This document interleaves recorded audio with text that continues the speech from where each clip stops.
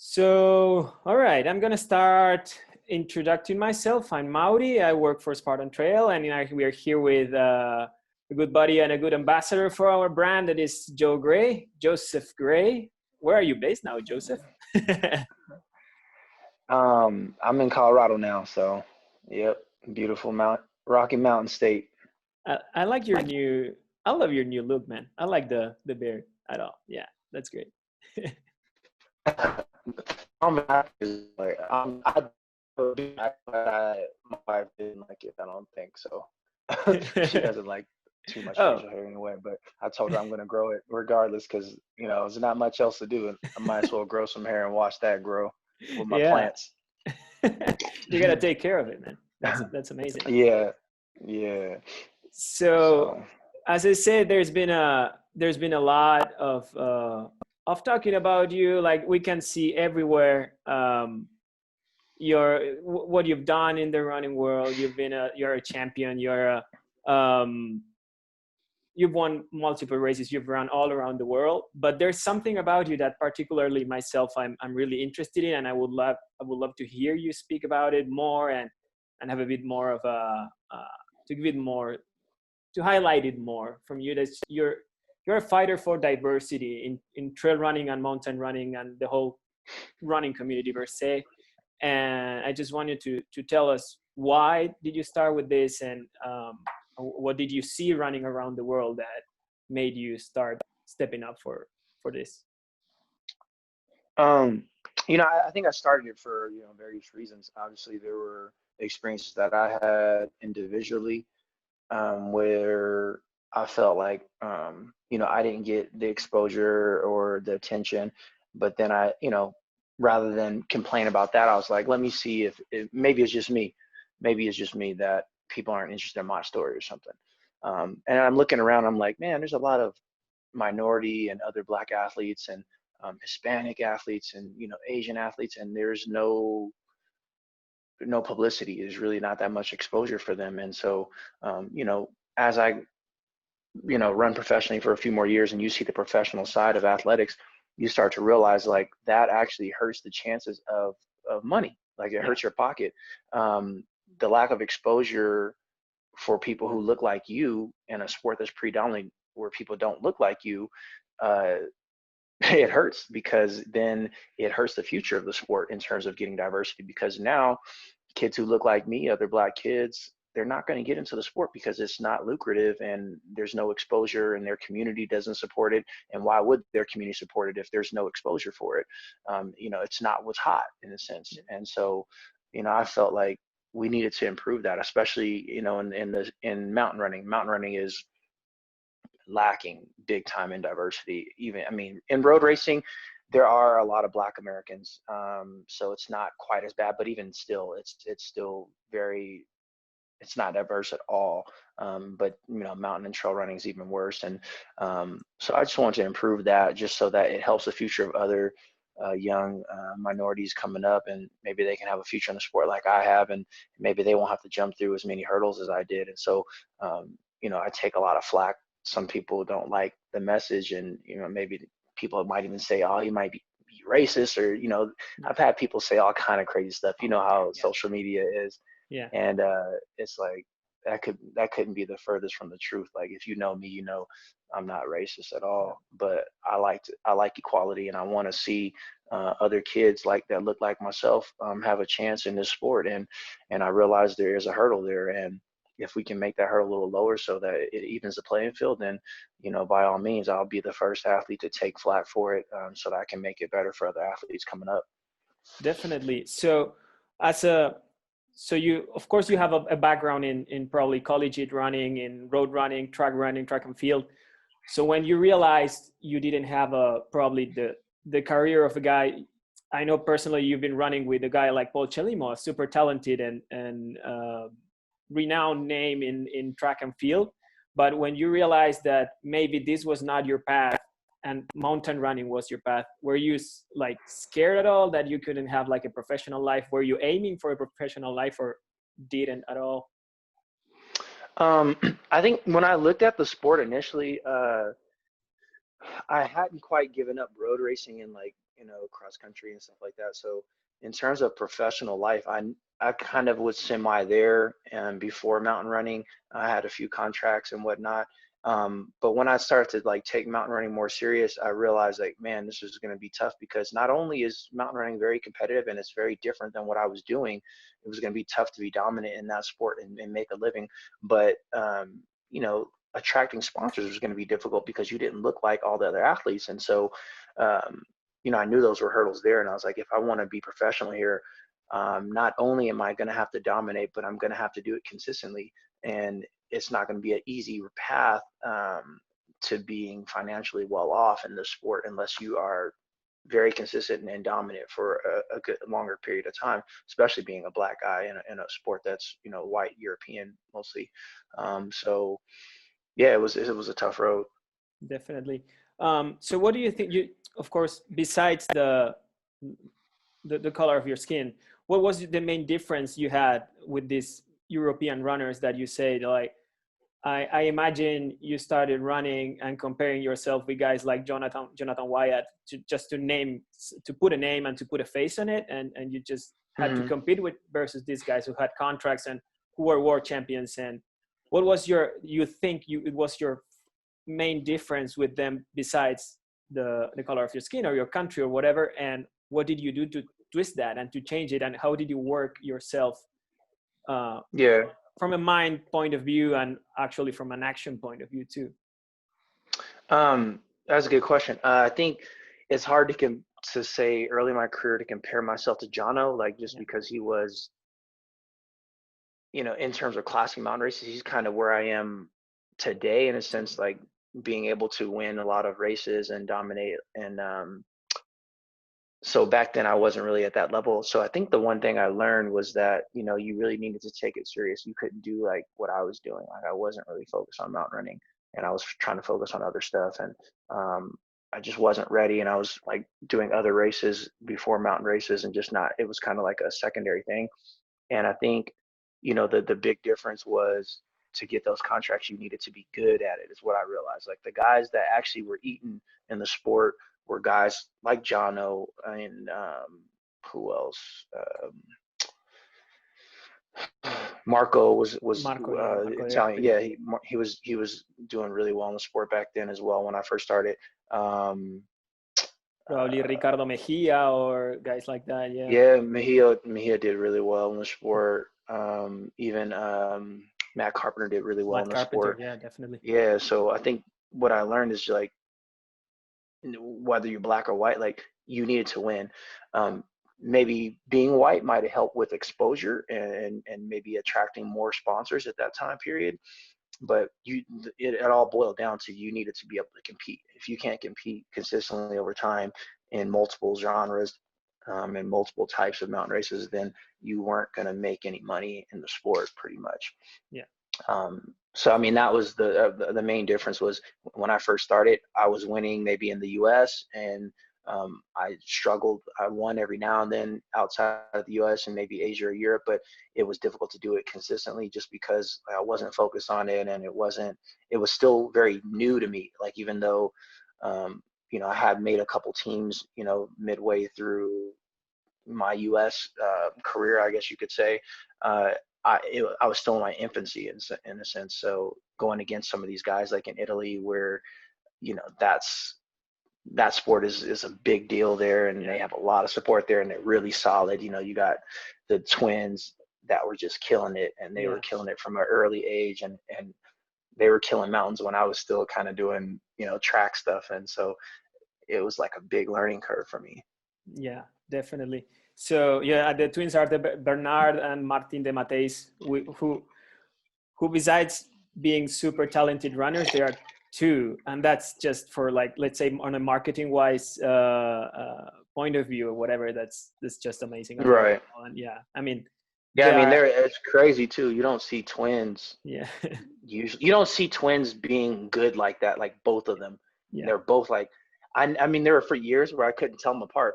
Yeah. I would think, oh man, I saw one of them do good, and I thought it was the same brother all the time, and it was like, oh, it was the other one. It's like, damn, man, those guys are just killing it on both sides of the street here. Amazing. So Yeah. one more for this topic is I'm I've been watching, probably you too. I've been watching The Last Dance. It's Michael Jordan's documentary, and I kind of see of course, saving the distances. I kind of see a similarity when he jumped out to the big scene. So there were guys like Larry Bird, and even though it was Magic Johnson, but the main guy was Larry, and all these white guys that were on the main ads for big shoe companies and everything. And when Michael jumped in with a big deal with Nike and blah blah blah, he started doing a bigger career on the marketing side. Did you see anything of this happening to you yourself? You see all these guys from this sort of image in front of the highlight on the big whatever contracts on shoes or running apparel or anything. Do you see anything of that change when you jumped in and started to be like a bigger deal?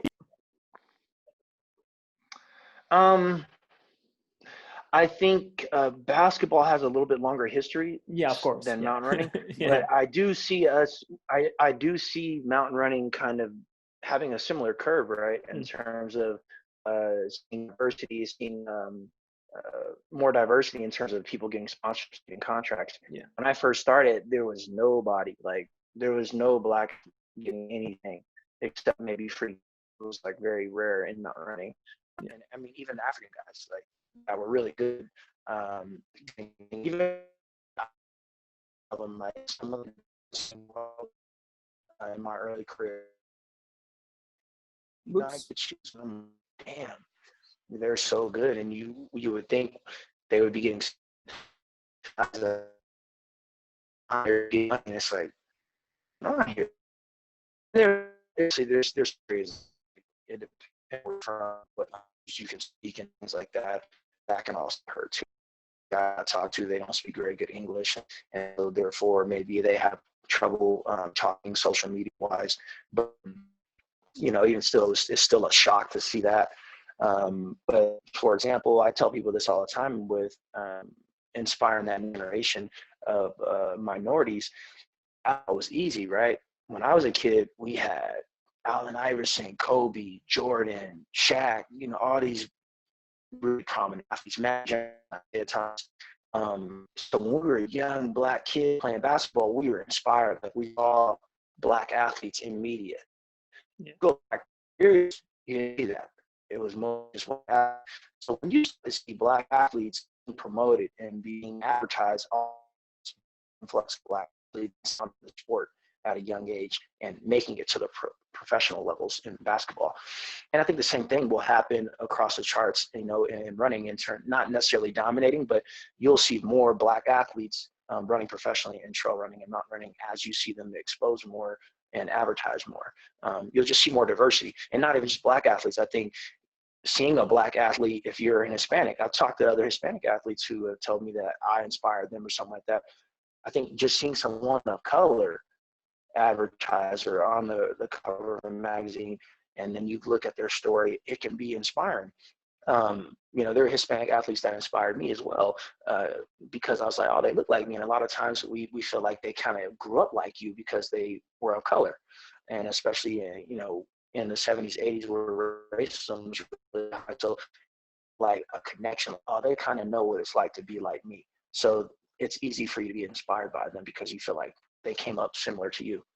Sweet. Amazing.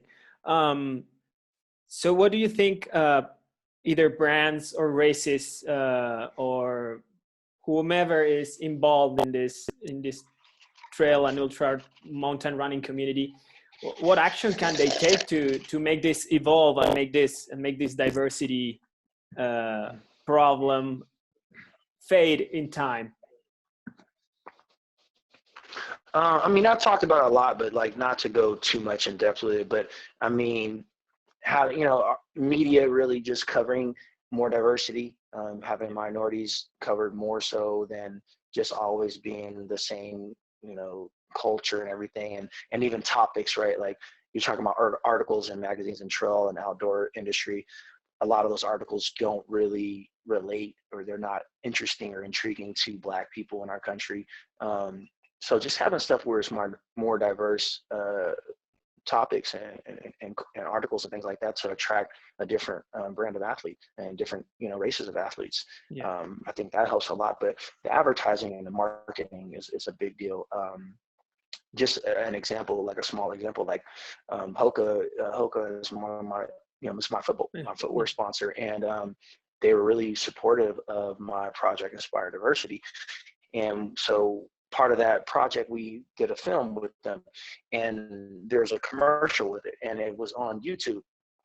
And I had tons of just Black people saying, man, I want to try running. Like people reaching out to me, I want to try running. Like they never run before. And it's like, just that little bit of piece of film that I had has a big outreach. And I didn't think it would have that much of an outreach. I'm like, oh, who really watches commercials? Who, like in my mind, right? I'm thinking this, but so many people reached out to me and were like, man, I want to try running. Like Black people that never run. Some of them live in the city. I got a lot of people that I've met, like who live in inner city, who want to try trail running. They're like, don't do trail running ever, but they just want to go out and try one or run up a mountain. Like it inspires me that they're that excited about it. It makes me excited about my sport because of how excited they are to not even be around it, but be excited to try it. So you think about the extent of that, like the next generation of kids that their children or their cousins or something like that, they might talk to about the sport. It has an immediate impact, and it inspired me, and it makes me want to do more. Amazing. That's fantastic. Yeah.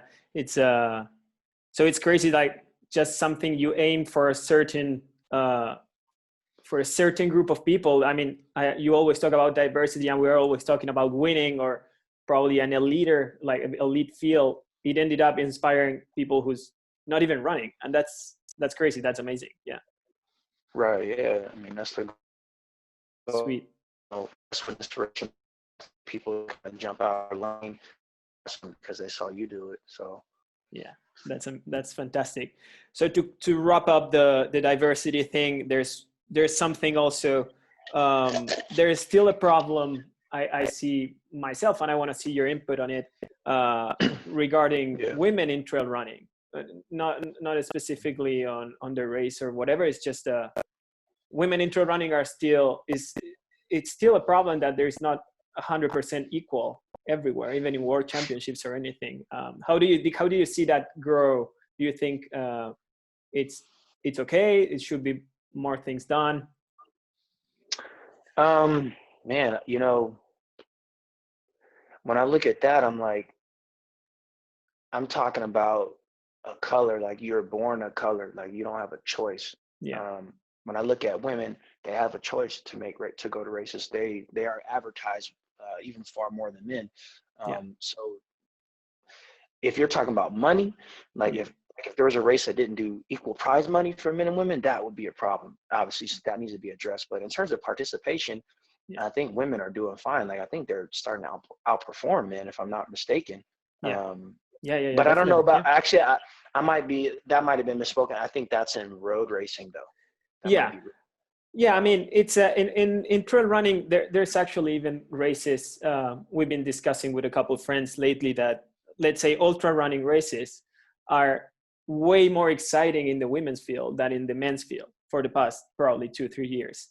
So I was trying to say about there are still races who decide to award more money to men than women, and maybe that's not the cool thing. Yeah. Right? Yeah, no, I am. I've been part of like panels and commissions where we talked about this kind of stuff, and like I think there's this side of it, right, where as a male you can look at it and say, well, it's unfair that a woman gets the same amount of money as me for finishing 10 minutes off the win, and I only lost by a minute, right? There's people who say that, right? Yeah. And that's fair. And then there's women who say, well, why should 10 men get money and only 5 women when maybe 8, 9, and 10 on the men's side are pretty mediocre, and but they're still getting money, and that's fair. So what I've always said is to do it statistically. you say, well, if you finish a certain standard deviations, a certain time limit behind the winner, off the winner, you create standard deviations, statistically, and no matter what sex you are, if you're not competitive, then your money is cut. Yeah. Maybe 15% if you're a minute and a half, and then it starts going up 20%, 30%, to the point where if you finish too far behind, you don't get anything. And I think that's fair, because then it takes sex out of it. It takes sex out of the equation. And so that's honestly, if I become a race director and I get a lot of money, that's what I'm going to do. I'll have a lot of money available, but if you're not competitive, you're not going to get that money, because that's what it's all about. It's about racing. It's not about anything beyond that. Like, this is what we love. This is our passion. You need to compete. If you don't want to compete, you can go train and you can do adventures in the mountains. We all love that too. But when it comes down to money and the professional side of it, like, being competitive is kind of part of the deal. Amazing. Fantastic. So bringing out competition, there's been an issue it's super popular, common, and discussed a lot in track and field, but we are probably starting to see it and in trail running and mountain running, that it's doping. So from your point of view, what do you think there should be done to keep out the not good players out of the equation? Well, yeah, I know we could speak like half an hour. I know of it it, needs it. Yeah, no, I mean, it's not. It's a pretty short answer. It's it really boils down to money. When you look at it, it's the lack of money. They can't test people because they don't have the money. It's too expensive. So it's like, maybe we need our scientists and the researchers and the people in the labs. Maybe we need them to be paid by the government or something, so that tests are cheaper. Like, something needs to be done to make it cheaper. I think that therein lies the problem. For example, you look at the U.S., right? There's a long period of time where I was the only guy in trail that was in the out of competition testing pool, and it's like, how can I be the only one in the U.S.? Like, this is a huge country, and we have a lot of good runners on the trail. You can't have one guy. It's just that's not smart, for one, and it's not a fair to the rest of the other countries outside the U.S. who are maybe a country like Italy, maybe they had like 2 or something, where they have a smaller pool of athletes, and it's like, well, that's not fair to them. And but yeah, I mean, this is a big problem. It's like, when it comes to out of competition testing, there's like nobody in there, and especially if you look at guys who are mostly focused on ultra, there's like zero, definitely, zero. And so we got to improve that. Like, that's got to be the first step in terms of keeping the sport cleaner, maybe cleaning it up. So definitely. So you think that if money comes in and testing gets better, there'll be a lot of catching around? I think, honestly, man, if they implemented out of competition testing for all top athletes, we would have saw very different results the last few years. As a matter of fact, if we could take it back, there's a lot of races that have been won and records that have been set. I don't think they would have been set if we had out of competition testing, and like real out of competition testing, the tests that actually catch stuff from 6 and 7 months ago. So we need stuff like that. Fantastic. Amazing. All right, Joe, I don't want to steal more time of you. We could be talking all day. And thank you so much for your honesty. Thank you so much for opening up yourself and telling us what you're doing. And if there's any last message, any motivational message you want to leave here, recorded to end up this quarantine, and for the people who's watching us right now. Con mucho gusto. Thank you for having me here. But yeah, no, I mean, I hope everybody is staying safe, man.